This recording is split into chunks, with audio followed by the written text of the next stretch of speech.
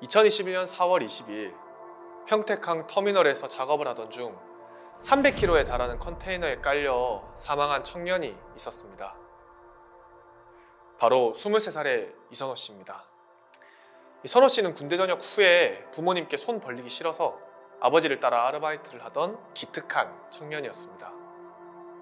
사실 컨테이너 작업은 이선호 씨가 맡은 일이 아니었습니다. 원래 선호 씨는 검역 업무를 맡고 있었어요. 근데 그날은 손이 부족하다고 이 컨테이너 작업에 투입이 된 겁니다. 별다른 작업 설명도 없고 안전 관련된 설명도 없었죠. 심지어 안전장비 착용 하나 없이 무작정 그냥 투입이 된 겁니다. 작업을 하고 있던 이선호 씨 주변에는 중장비인 지게차가 있었습니다. 원래 지게차와 일을 하려면 책임자와 안전관리자가 있어야 하거든요. 근데 그 주변에는 책임을 질 수 있는 노동자가 그 누구도 없었다라고 합니다. 이선호 씨의 작업 환경은 그야말로 안전 공백 상태였던 겁니다. 어쩌면 이선호 씨의 사고는 예견되었던 걸지도 모릅니다. 선호 씨의 죽음을 더욱 안타깝게 만드는 것은 이 사고를 보고 달려온 직원들이 빠르게 이선호 씨를 구하고 구조대에 신고하기보다는 회사에 먼저 알렸다는 사실입니다. 선호 씨의 생명보다 고용된 직원의 사망으로 회사가 묻게 될 책임이 더욱 무겁게 느껴졌던 겁니다. 만약 사고 후에 조금 더 빠른 대처가 이루어졌다면 선호 씨의 운명이 달라질 수도 있지 않았을까요? 우리는 대부분 노동을 합니다. 아르바이트든 정규직이든 비정규직이든 우리는 살아가면서 필수적으로 노동을 할 수밖에 없습니다. 근데 만약 우리에게 이런 일들이 일어난다면 우리는 어떻게 해야 할까요? 왜 이런 일이 일어나는 것이고 우리가 어떻게 대처를 할 수 있을까요? 많은 사람들이 일을 하는 것에 비해서 어려운 일, 부당한 일에 부딪혔을 때 그것을 어떻게 헤쳐나가야 할지 우리는 배우지 않았습니다. 그래서 지금 우리의 노동 권리를 보호하기 위한 이야기들을 시작해 보려고 합니다.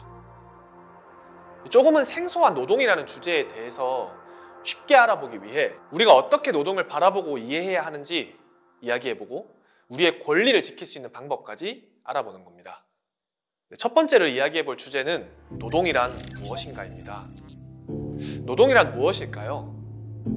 사전에서 노동은 사람이 생활에 필요한 물자를 얻기 위해서 육체적, 정신적 노력을 들이는 행위라고 이야기하고 있습니다.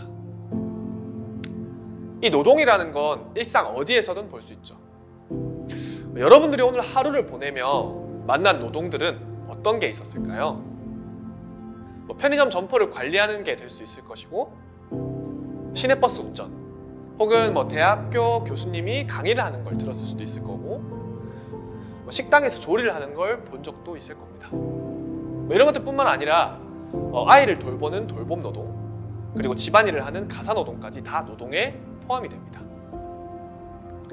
이 노동이라는 것은 인간이 아주 오래전부터 해왔던 행위입니다.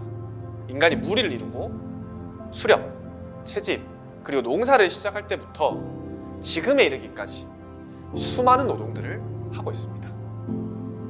우리가 지금 흔히 말하는 노동자라는 개념은 이 산업혁명과 자본주의의 탄생으로 생겨났습니다. 노동력을 제공하고 그 대가로 임금을 한 걸 받는 임금 노동자라는 게 탄생한 겁니다. 우리나라에는 노동자라는 표현 대신에 근로자라는 표현을 많이 씁니다. 특히 법으로 규정할 때는 이 근로자라는 표현을 꼭 사용합니다. 하지만 근로자라는 표현은 외국에선 잘 쓰지 않는 표현이라고 하는데요. 우리는 5월 1일을 근로자의 날이라는 표현을 써서 이야기를 합니다. 하지만 외국에서는 노동자의 날 혹은 노동절이라고 표현을 하죠. 이 노동과 관련된 부서를 노동부, 노동을 의제로 한 정당을 노동당이라는 표현을 씁니다. 근로라는 단어는 시키는 대로 부지런히 일하라 라는 의미를 지닙니다. 역사적으로 보면 삼국 사기에서 볼 수 있을 정도로 아주 많이 오래된 단어이지만 노예 혹은 노비에게만 쓰는 용어였습니다. 우리나라에서 근대 이후로 사용된 것은 먼저 일제강점기 시대에 일본이 우리나라 국민을 강제 노역에 동원했을 때입니다. 근로봉사대 근로정신대와 같은 표현을 사용했었죠. 그 다음으로는 경제개발을 위해서 희생을 강요했던 유신 정권과 같은 군사 독재 정권에서 이 근로자라는 표현을 쓰기 시작했습니다. 이 노동자에게 노동에 대한 제대로 된 대가를 지불하지 못하거나 혹은 일하는 사람을 낮추어서 표현할 때 주로 근로자라는 표현을 썼던 겁니다. 그에 반해 노동자라는 단어는 움직여서 일을 한다는 뜻을 가지고 있습니다. 이 누군가의 시킴보다 노동을 하는 행위자의 주체성에 좀 더 초점을 두고 있는 겁니다. 주로 격이 있는 기관에서는 노동이라는 단어를 사용합니다. 우리나라도 사실 정부 부처명을 고용근로부 대신에 고용노동부라는 표현을 쓰고 있죠. 노동이라는 단어를 둘러싼 국제적인 분위기에 힘입어서 우리나라도 이 근로라는 표현을 노동으로 대체하려는 수없이 많은 노력이 존재합니다. 아직 우리나라는 여전히 근로와 노동을 혼용해서 사용하고 있지만 이 영상을 보는 우리부터라도 이 노동이라는 표현을 사용해보는 건 어떨까요? 다음으로는 노동의 가치에 관한 이야기를 해보려고 하는데요. 우리는 왜 노동을 하는 걸까요? 우리는 흔히 노동을 단순히 돈을 벌기 위한 수단으로 생각하곤 합니다. 하지만 정말 노동이 이 돈을 벌기 위한 목적으로만 존재하는 걸까요? 영화를 좋아하고 관람 후기를 공유하는 것을 즐겨서 영화 평론가를 택하기도 하고 춤을 추고 무대에 서는 것을 즐겨서 스트릿 댄서가 되기도 합니다. 표현하고 싶은 것들을 영상으로 남겨서 편집하고 업로드하는 걸 좋아해서 크리에이터가 되기도 하죠. 이렇듯 이 사람들은 돈을 떠나서 자기가 하고 싶은 일과 자아 실현을 위해서 노동을 택하기도 합니다. 개인의 목적을 넘어서 사회 전체적인 노동에 대한 목적을 놓고 봤을 때도 이 노동은 다양한 가치를 지니고 있습니다. 이 얘기를 하려면 뭔가 한 가지 상상을 해봤으면 좋겠는데요. 다들 혹시 치킨 좋아하시나요? 네, 치킨을 싫어하시는 분들은 많이 없을 것 같은데요. 노동의 가치에 관한 이야기들을 이어가기 전에 치킨 한 마리를 우리가 시켜서 먹는다고 상상을 해봤으면 좋겠습니다. 치킨 한 마리가 튀겨져서 내 눈앞에 놓이기까지 필요한 건 뭘까요? 네, 일반적으로는 치킨을 시켜서 먹는데 필요한 돈인 한 2만 원 정도를 떠올릴 수는 있겠습니다. 물론 치킨을 시키는 데는 돈이 필요합니다. 하지만 우리가 내는 2만 원 뒤에는 숨겨져 있는 수없이 많은 노동들이 존재하죠. 어떤 노동들이 있는지 한번 떠올려 볼까요? 네, 어떤 사람들이 떠올랐나요? 맞습니다. 치킨을 배달하는 사람, 치킨을 포장하는 사람, 주문 접수를 하는 사람, 그리고 치킨을 튀기는 사람, 치킨에 필요한 재료를 유통하는 사람, 그리고 치킨집을 지은 사람, 닭을 키우고 닭장을 만드는 사람 등등 아주 많은 사람들이 필요합니다. 우리는 치킨 한 마리가 우리의 식탁에 배달돼서 우리의 뱃속으로 들어갈 때까지 이렇게 많은 사람들의 노동이 있었다는 걸 생각해 본 적이 있을까요? 자본주의 사회에서는 우리가 지급하는 돈 이면에 이렇게 엄청나게 많은 노동이 있다는 것을 깜빡 잊게 만듭니다. 현대사회는 잘난 사람 한 사람의 노동으로 유지되지 않습니다. 이 모든 사람의 소중한 노동 하나하나가 모여서 유지가 되는 겁니다. 그래서 누군가의 아주 뛰어난 연구라던가 누군가 하나의 뛰어난 성과만을 가지고 사회가 돌아가는 것 그리고 유지되는 것처럼 우리는 생각하지만 많은 사람들의 노동이 모여서 유지되고 발전된다는 것을 놓쳐서는 안 됩니다. 뿐만 아니라 노동은 끊임없이 사회를 변화시키고 발전시켜 왔습니다. 더 나은 기술력으로 더 좋은 제품을 생산하기 위한 이 노동자들의 노력은 지금도 세계 각지에서 이루어지고 있습니다. 때론 몸을 사리지 않고 밤을 새워가며 더 나은 결과물을 만들기 위해 노동을 하기도 합니다. 우리가 이전보다 더 따뜻하거나 더 시원한 공간에서 쉴 수 있고 편리하고 효율적인 일상을 보낼 수 있는 것도 바로 노동이 만들어내는 가치가 조금씩 발전하기 때문입니다. 흔히 우리가 생각하는 국가의 성장도 노동자들의 숭고한 노동이 있었기 때문에 가능했던 겁니다. 어떤가요? 우리가 생각했던 것보다 이 노동이라는 것이 지닌 가치가 어마어마한 것 같지 않나요? 이번 영상에서는 노동자라는 주제에 대해서, 이 노동의 가치에 대해서 처음으로 이야기해보는 시간을 가졌습니다. 다음 영상에서는 노동자의 역사에 관해서 이야기를 해볼 건데요. 다음 영상도 보러 와주실 거죠? 그럼 안녕.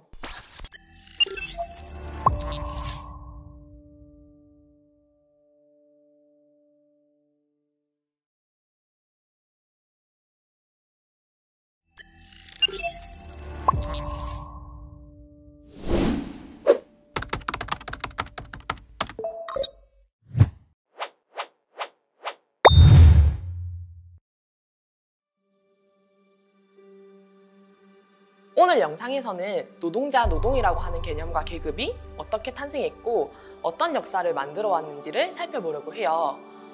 먼저 노동자라는 계급이 어떻게 탄생했는지 살펴보려면 18세기 영국으로 거슬러 올라가야 합니다. 우리가 한 번쯤은 들어봤을 산업혁명은 19세기 영국에서 일어났는데요. 한순간 일어난 사건이라기보다 생산 기술의 발전으로 인해 사회의 모습이 그 전과는 확연히 달라지는 변화가 100년에 걸쳐 일어난 것을 산업혁명이라고 합니다. 당시 유럽은 귀족과 소작농과 같은 계급으로 구분되는 봉건제 사회였는데요. 16세기에서 18세기까지 봉건제 사회 속에서도 유통업과 같은 상업의 발전이 점점 활발해지며 자본주의로 변화하는 토대가 쌓여가고 있었습니다. 이전까지는 땅을 빌려 경작하며 농사를 짓거나 생산품을 만들어내는 숙련된 수공업자들이 대부분이었는데요. 산업혁명 시기에 접어들게 되면서 기계들이 발명되고 생산기술의 비약적인 변화가 일어나게 됩니다. 이렇게 되면서 생산성이 증가하게 되고 증가한 생산성으로 인해 자본이 점점 축적되며 상품의 대량 생산이 가능해지게 됩니다. 결국 수공업자들이 설 자리가 사라져가게 된 것이죠. 원래는 숙련된 장인 한 명이 처음부터 끝까지 맡아서 하나의 상품을 만들어냈었는데요. 기계 설비가 들어오면서 그렇게 할 필요가 없게 됩니다. 상품 하나를 만드는데 10가지 공정이 필요하다면 공정마다 노동자 한 명 한 명을 배치해 놓으면 숙련된 노동자가 아니더라도 상품을 만들 수 있게 된 것이죠. 그리고 이렇게 기계를 통해 상품을 만들어내는 속도는 숙련공들이 결코 따라갈 수 없었습니다. 공장들은 계속해서 훨씬 더 많은 노동력을 필요로 하게 되었고 산업혁명 이전 비교적 독립적이었던 영세 생산자들은 직업을 찾아 임금 노동자의 대열에 가담하며 수많은 사람들이 공장이 생겨나는 도시로 모여들게 됩니다. 그렇게 공장은 직접 생산자인 공장 노동자 계급들로 채워지면서 생산 수단을 가진 생산자들은 생산 수단, 즉 기계 설비로부터 완전히 분리되는 과정이 진행되며 자본가와 임금 노동자라는 계급 분화가 더욱 선명해졌습니다. 공장 노동자들은 당시 산업혁명 과정에서 몰락한 수공업자, 가내공업 노동자, 농지 경작자 등으로 형성되었는데요. 공장 노동자 출현 시기에 공장에서 실제로 필요로 하는 노동력보다 훨씬 더 많은 노동력이 초과 공급되었습니다. 이러다 보니 노동력은 싼값에 팔릴 수밖에 없었고 생계를 이어가기 위해 임금 노동자가 된 수많은 사람들의 노동 실태는 처참한 수준이었습니다. 아무런 법적 제한 없이 장시간 노동이 강요되었고 그렇게 긴 시간 일을 해도 버는 돈은 너무나도 적었습니다. 열악한 시설로 인해 산업재해에도 쉽게 노출되었고 직업병에 걸린 노동자들이 수도 없이 많았습니다. 특히 이때 가장 심각했던 것은 아동노동인데요. 여성과 아동의 노동은 비교적 임금이 낮았고 작은 체구로 활용도가 높아 자본가들이 매우 선호했습니다. 아동노동이 다소 완화된 1830년대의 자료만 보아도 상광에서는 4살부터 일을 할 수 있었고 모집 공장은 6살, 면직 공장은 8살부터 일할 수 있었다고 합니다. 이때 아동들은 하루 평균 12시간에서 18시간까지 일을 했는데요. 거의 잠자는 시간과 밥 먹는 시간 빼고는 일을 하는데 하루의 전부를 썼다고 할 수 있습니다. 아동들이 특히 많이 쓰여진 곳은 굴뚝 청소였는데요. 굴뚝의 경우 좁은 곳으로 가며 청소를 해야 해서 당시 굴뚝 청소 노동자 대부분은 아동이었다고 합니다. 그런데 이러한 실태가 알려지고 큰 사회적 문제가 대두되었을 때도 시장 경제를 옹호하는 자들은 아동의 일할 권리를 막을 수 없다는 논리로 아동노동 금지를 반대했다고 합니다. 지금 생각하면 너무나도 말도 안 되는 소리죠. 이렇게 아동노동을 비롯해 산업혁명 시기 형성된 노동자들은 처참한 노동 현실에 노출될 수밖에 없었고 이때부터 필연적으로 저항성을 가질 수밖에 없었습니다. 영국을 중심으로 일어났던 기계를 파괴하는 러다이트 운동은 최초의 노동운동이라고 부를 수 있는데요. 앞에서 말했던 것처럼 산업혁명 초기에 기계 설비들이 들어오면서 가장 먼저 위협을 받았던 계층은 가내공업과 수공업에 종사하던 숙련공들이었습니다. 이들이 손으로 만든 제품이 기계가 만든 제품에 비해 경쟁력이 떨어지면서 수많은 가내공업자와 수공업자들이 빈곤한 상태에 빠지게 됩니다. 이들은 자신들이 이런 상태에 빠지게 된 것이 기계 설비 때문이라고 보고 기계를 부수고 공장의 건물이나 창고를 파괴하고 불태웠는데요. 이런 러다이트 운동은 1760년대에 시작하여 1830년대까지 계속되었다고 합니다. 이 러다이트 운동은 자본주의 체계에 본격적으로 접어들게 되면서 생산수단을 가진 자본가 계급과 노동자 계급 간의 필연적인 갈등이었으며 당시 노동자들의 분노는 자연스러운 저항이었습니다. 그렇다면 우리나라는 어땠을까요?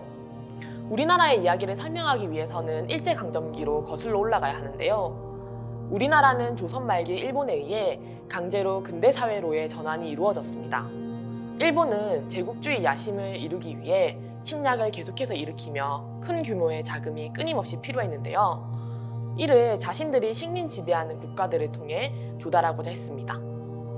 우리나라에서도 항구를 개방하고 기찻길을 만들고 공장을 건설하는 등 산업화라는 명목하에 사실상 병창기지로 이용하고자 했습니다. 이러한 상황 속에서 우리나라 국민들은 강제징용을 당하며 저임금 고강도 노동, 각종 부담금의 강제징수 등의 방법을 통해 민족적 차별과 멸시에 시달렸습니다. 이러한 민족적 차별과 멸시, 그리고 저임금 고강도 노동 실태를 바꾸고자 일어난 것이 원산통파업인데요. 원산통파업은 일본의 가혹한 식민지 수탈 정책에 대항하는 항일 민족운동의 성격을 가지고 있으며 1929년 1월부터 4월까지 원산의 전 노동자가 파업을 단행한 우리나라 최대 규모의 조직적 노동자 투쟁입니다. 지역의 모든 부문 노동자와 총자본이 맞붙은 유례없는 이 파업 투쟁은 일제의 노동정책은 물론 이후 우리나라 노동운동의 활동 방식과 노선에도 큰 영향을 미친 투쟁이었습니다. 일제강점기 이후에는 우리나라에도 산업화가 빠른 속도로 진행되면서 도시로 노동자들이 모여들게 되고 이러한 상황 속에서 노동 현실은 노동자에게 더욱 가혹해져만 갔습니다. 이러한 현실을 가장 잘 나타내는 사건이 청년 전태일 열사의 분신인데요. 당시 전태일 열사가 일하던 평화시장에서는 어린 여성 노동자들이 허리도 펴지지 않는 먼지 가득한 좁은 작업장에서 하루 평균 14시간을 일했으며 한 달 중 쉬는 날은 단 이틀뿐이었다고 합니다. 심지어는 3일을 연달아서 밤낮 없이 계속 일을 시키기도 했으며 잠이 오지 않는 약을 먹이거나 주사를 놓기도 했다고 합니다. 당시 재단사로 일하고 있던 청년 전태일은 평화시장의 참혹한 노동 현실을 바꿔야겠다고 결심했습니다. 뜻을 함께하는 사람을 모아 바보회를 결성하고 노동청에 찾아가 항의하며 대통령에게 편지를 쓰는 등 노동자의 열악한 환경과 조건을 바꾸기 위해서 싸웠습니다. 하지만 그들의 이야기는 외면당했고 결국 전태일 열사는 참혹한 현실의 벽 앞에서 최후의 수단이라고 생각했던 분신을 택하게 됩니다. 1970년 11월 13일 전태일 열사는 근로기준법을 준수하라, 일요일은 쉬게 하라, 우리는 기계가 아니다 라는 외침과 함께 자신의 몸에 불을 붙여 돌아가시게 됩니다. 전태일 열사의 죽음은 산업화 과정에서 희생되었던 노동자의 삶이 사회 문제로 크게 부각되는 계기가 되었습니다. 평화시장의 청계 피복 노동조합 결성을 시작으로 1970년대에만 전국에 2,500여 개의 노동조합이 결성하게 되었습니다. 그러나 이러한 변화에도 불구하고 우리나라의 노동 현실이 획기적으로 개선되거나 노동자의 처우가 확연히 달라지진 않았습니다. 특히 80년대 전두환 노태우 정권에 들어서 더 나은 노동 현실을 위해 싸웠던 노동자들의 노동운동은 가혹한 탄압 속에서 어려움을 겪을 수밖에 없었습니다. 그럼에도 불구하고 87년 6월 항쟁 이후 노동자들의 싸움은 더욱 불붙기 시작했습니다. 노동자들은 87년 7월 5일 울산에서부터 시작된 투쟁을 기점으로 거제, 마산, 창원을 거쳐 전국으로 파업투쟁을 확산시켜 나갔습니다. 이 대투쟁은 3개월간 지속되었으며 투쟁에 함께한 사람들이 총 120만 명에 달했다고 합니다.